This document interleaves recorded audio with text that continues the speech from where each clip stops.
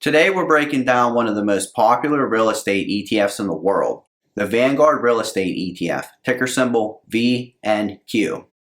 If you ever thought about real estate investing but didn't want to deal with tenants, property taxes, maintenance, or those 3 a.m. calls about a leaky faucet, then this ETF might be exactly what you're looking for. We'll cover what VNQ actually is, how it works, the type of real estate you own when you buy this fund, its dividend yield, fees, historical returns, how it stacks up against the S&P 500 and bonds, and whether it's a smart buy right now. But before we get to the video, if you're new here and you never seen my channel before, my name is Elliot and I upload videos about investing, the stock market, and I do updates on my own portfolio, which is on the Robinhood app. So if that's something you enjoy, please consider subscribing. I upload videos just like this every 2 weeks.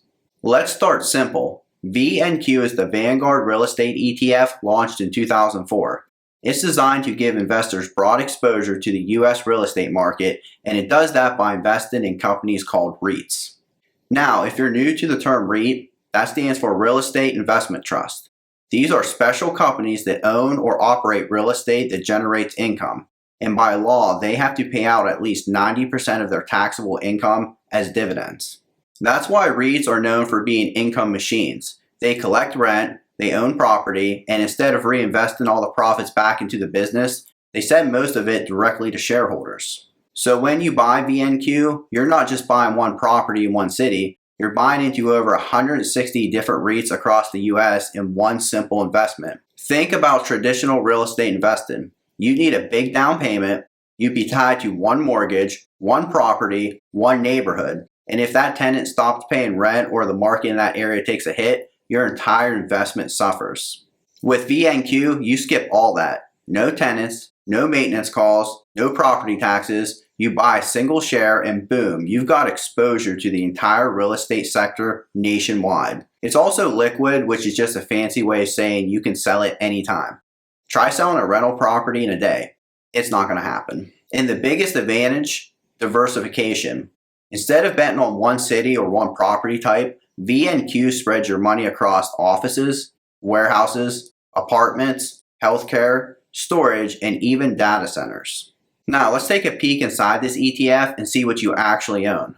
Some of VNQ's top holdings include Public Storage, ticker symbol PSA, the orange signs you see everywhere. Storage is surprisingly stable because people always need it. Simon Property Group, ticker symbol SPG, a massive player in retail real estate, especially high-end malls.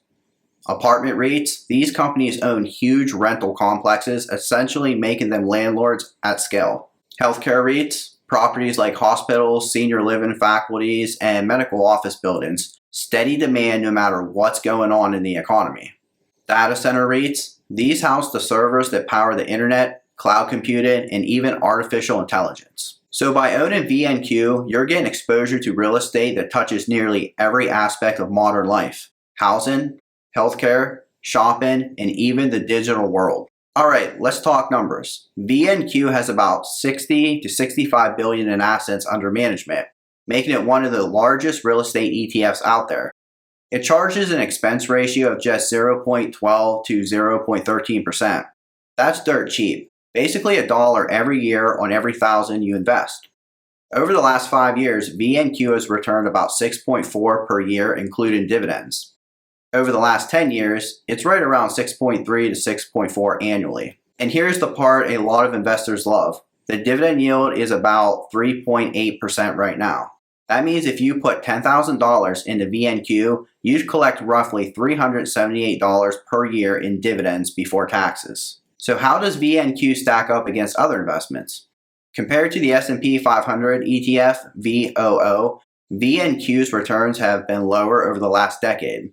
The S&P has crushed it thanks to tech stocks like Apple, Microsoft, and Nvidia. Compared to bonds, VNQ generally yields more than bonds. And unlike fixed bond coupons, its dividend can grow over time, but it's also more volatile than bonds. Compared to owning physical real estate, VNQ is easier, cheaper, and more diversified. But of course, you don't get that tax advantage, leverage, or the pride of owning property. Now, it's not all sunshine and cash flow. Interest rates are a big deal for VNQ. When interest rates rise, REITs often fall because borrowing costs go up and investors can suddenly get better yields from bonds. Another risk is that REITs' dividends aren't guaranteed. They can go down in tougher economic times. For example, during 2020, some REITs cut or suspended dividends. And lastly, real estate as a sector doesn't always keep pace with the broader stock market. It's slower, steadier, but not a rocket ship. A few pros and cons.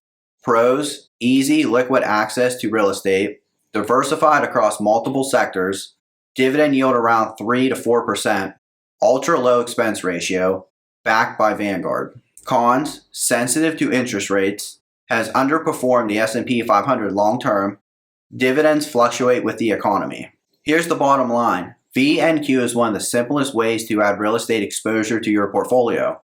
It delivers steady dividends, broad diversification, and avoids the headaches of being a landlord.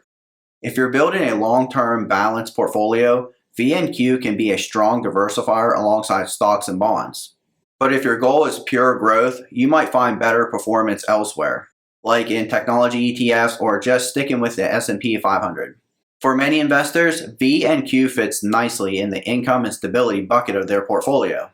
So if you enjoyed this video, please make sure to give it a like, subscribe to the channel, and let me know in the comments below. Do you own VNQ? And what's your thoughts on it? And we'll see you next time.